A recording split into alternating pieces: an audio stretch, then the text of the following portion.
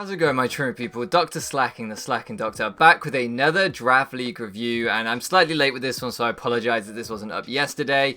For those who don't know, I was a little bit under the weather yesterday. I'm still not 100%, but basically last night was the first time I'd slept properly in 3 or 4 days. Yesterday I was like a zombie. This video would have been awful if I'd recorded it, so I apologize for the delay. If you're new around here, what is this series? We review Pokemon that I've been using in Draft League. I give my sets that I've used, a couple of examples. I give my thoughts on whether I think you should try drafting the Pokemon or not, and I give you an indication of the kind of team composition that I used it on and whether I think there are better or worse team compositions for it. So we're going to analyze a few things here. I used Toxtricity, which is today's Pokemon Thundercat, in the EWT, which was one of my least favorite teams that I've had in a long time, so bear that in mind. But we're going to analyze it in that kind of context. Now, if you haven't checked out the EWT season, it was a fun season, even though I struggled. Do check that out. And if you want to see more Draft League content, please do subscribe and join the subscriber Discord server down in the description. It's pretty active. We've got people helping with team builds and stuff like that. Lots of chat about Draft League and other things. So yeah, consider joining that too. Anyway, you guys that are regular subscribers have been killing the sport recently, so I don't need to tell you all this.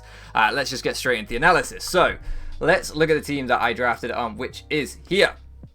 I'm looking over here because on my screen it's over there, and I'm over the box, so I got the green screen. First video, properly recording with the green screen. It's dope as fuck, but it didn't really work with the whole webcam frame thing that I had previously, and I'm too stupid to figure it out, so I just did this. Anyway, so I can now reach over... Oh, I can't really reach over the layout because the edges of my green screen. Can I go over it that way? Oh no, I can't even go all the way to the edge of the box.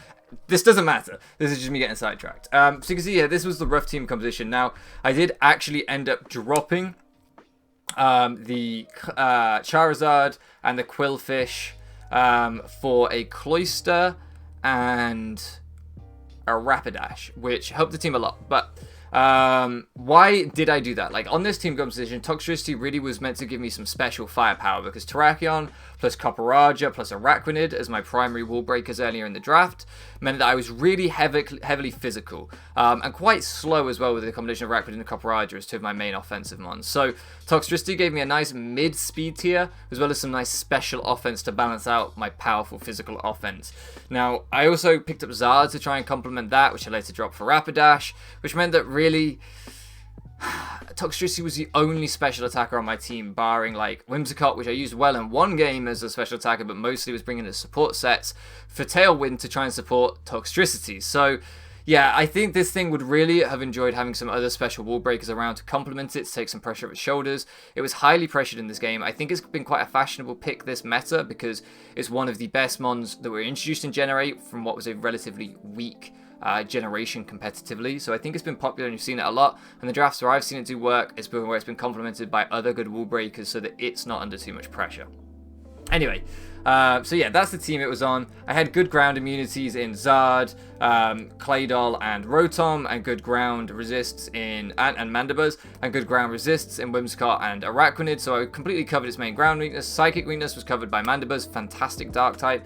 And I had ways of bringing in like bulky waters with things like Araquanid that I could then get Toxtricity on to click moves, although I'll get onto that in just a second. And in theory, Teleport Claydol could have brought out bulky waters and bulky grasses as well that I could have then pivoted with Teleport into Toxtricity. But didn't exactly play out like that. So as you can see here, let's talk about the stats a little bit. Mediocre speed tier, but not bad. Sometimes you like to have that kind of medium speed tier on your draft. It can be useful in some games. Again, we'll see with the sets how useful it was.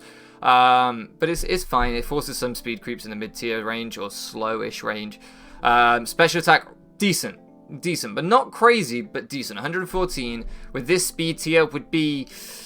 It would be okay, but you wouldn't go crazy for it unless you have the ability, which we'll get onto in a second. Decent physical attack, so if you need to run a physical attack coverage to wall break something, for example, I ran Drain Punch, I think, for a Tyranitar in one game, you can do that because you can hit Tyranitar with Drain Punch, so, and it will do decent damage with that attack stat. So it definitely has a usable attack stat for niche coverage options, which on the ladder is fairly irrelevant, but in Draft League is pretty important. So then we get onto the ability. Technician I ran once on a meme set with a sub Fire Punch Technician set. That was cool. Power Up Punch. Yeah, that was cool. But really, you're going to want to run Punk Rock with 1.3 times power boost. Now, early in the metagame, I remember Stromford thought this thing was an absolute demon because early in the metagame, Showdown programmed it wrong with a 1.5 times power boost. And then they realized they were wrong and they nerfed it to 1.3. Minus, of course, is a useless ability in singles. So you're always going to run Punk Rock. And it seemed really good early meta. It seemed like, I think you could 2-hit KO like Fizz Death Ferrothorn with a Boom Burst almost or something crazy. I think you are OHKOing like Excadrill on switching with Specs Modest or some stupid shit. Like it was dumb strong with 1.5 times. And it's to sound-based moves. So what does that mean? Well, Boom Burst is the obvious one I've just mentioned. And by the way, those calcs that I've just said off the top of my head, probably completely wrong. I remember it was stupid strong. Boom Burst, so Overdrive is the other move. This is only an 80 base power move though, so whilst it is strong and it is stab, making it up to like, 120 base power, plus the Punk Rock boost. Boom Burst is still actually stronger. So Boom Burst, because I think what stab is 1.5 times boost, so it makes you 140 on Overdrive. Boom Burst is 140. It's actually the same. No, 120 on Overdrive. So Boom Burst plus Punk Rock, even though Overdrive gets Punk Rock boost, still weaker.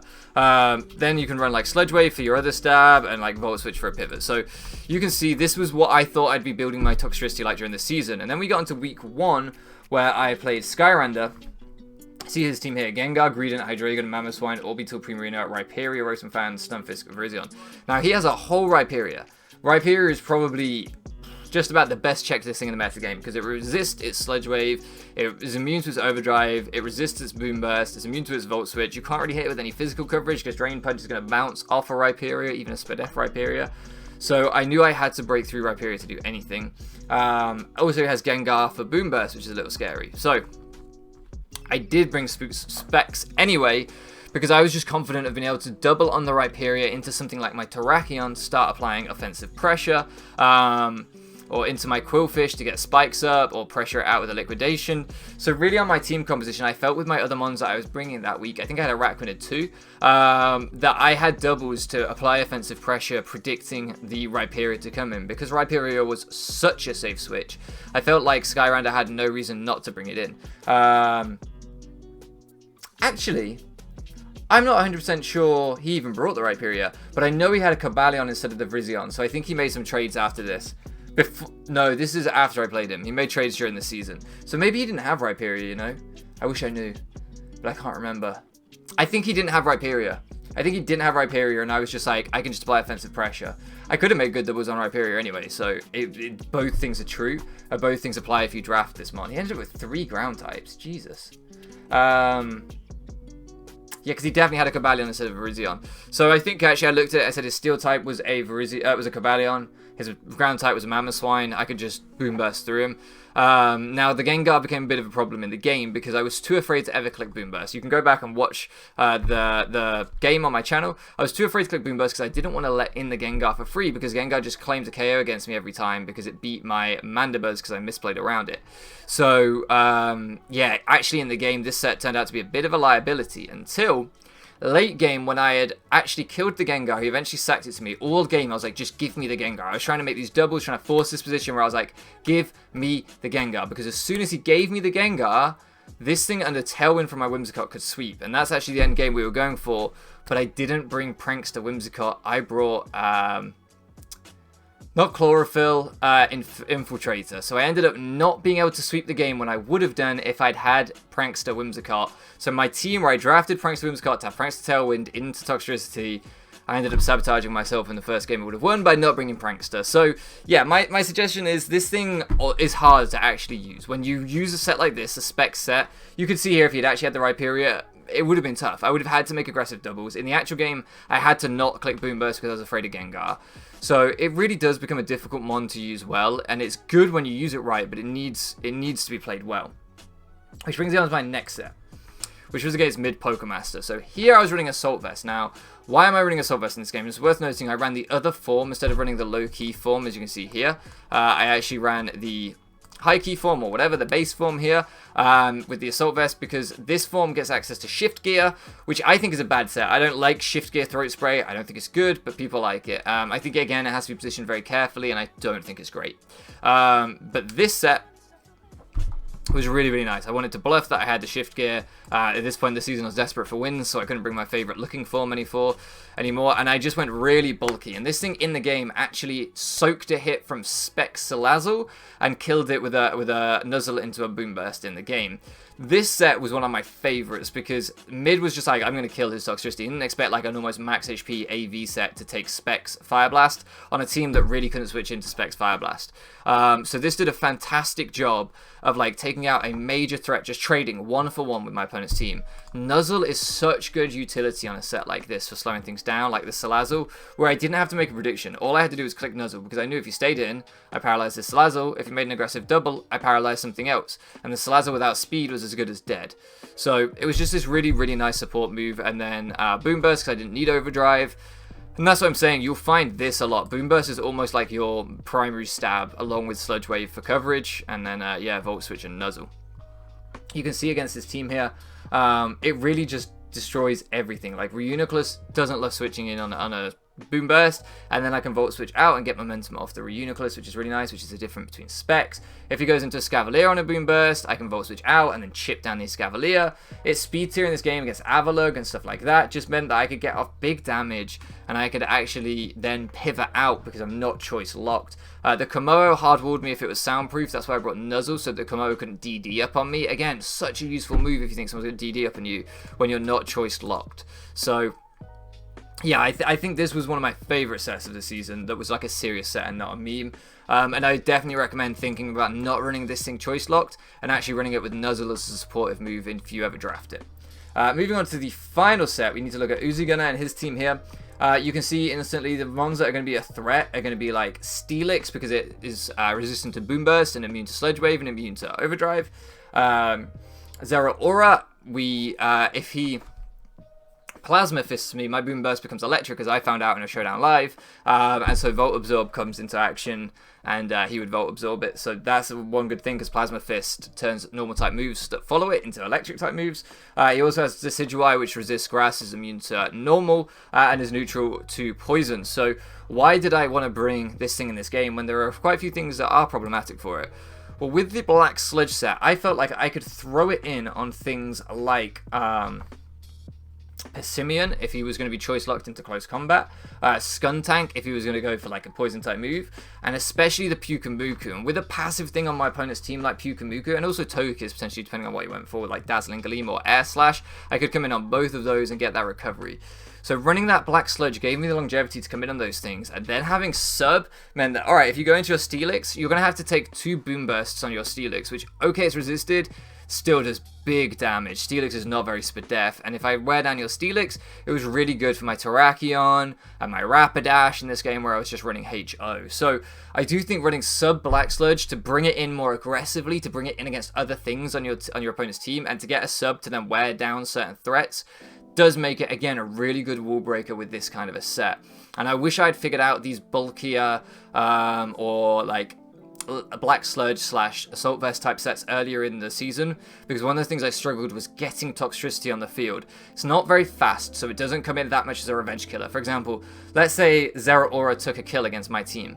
I probably wouldn't bring in this to revenge kill Zeraora, because then I'm going to have to take a big knockoff or something. So I'm probably going to bring in a Scarfer to revenge kill Zeraora. Let's say you know, Persimmon got a kill against my team and I don't know if it's choice locked or not yet. I might not want to risk taking an Earthquake. So there's a whole number of things where you just don't know what you can risk, and so this thing isn't a great revenge killer.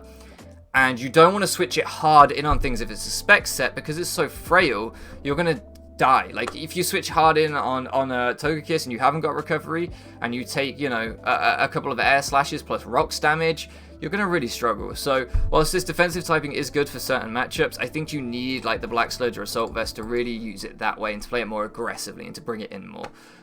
So yeah. They're my thoughts on Salazzle. I think in the Wi-Fi restricted decks metagame, it is one of the best special breakers there is if you use it properly, but there's a lot of pressure on you to build around it well with slow momentum, with things that benefit from the walls it breaks, like bulky steel types, bulky rock types.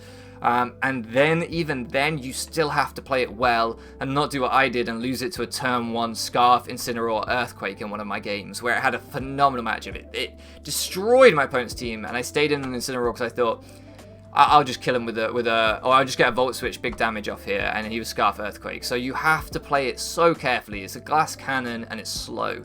So you really need to, like, I would recommend if you draft this thing and you've never used it before, try and get lots of mocks or lots of ladder experience with it before you jump into Draft League games, because you will struggle otherwise, in my opinion.